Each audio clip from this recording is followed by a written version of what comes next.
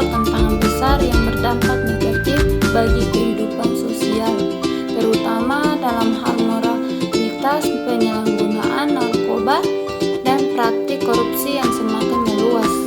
Perubahan gaya hidup yang semakin individualistis, berkurangnya kontrol sosial, serta pengaruh budaya asing yang bertentangan dengan nilai-nilai Islam.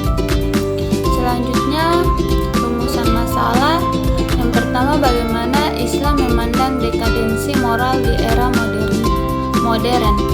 Yang kedua, apa dampak negatif penyalahgunaan narkoba terhadap individu dan masyarakat dalam perspektif Islam. Yang ketiga, bagaimana Islam memandang tindakan korupsi dan bagaimana cara mengatasinya.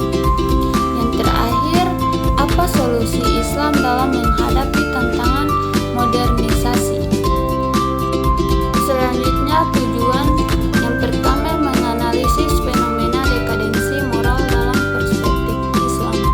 Yang kedua, menjelaskan dampak negatif penyalahgunaan narkoba dan bagaimana Islam memberikan solusi atas permasalahan ini. Yang ketiga, mengkaji pandangan Islam tentang korupsi dan cara Islam dalam memberantasnya. Yang terakhir, berbagai tantangan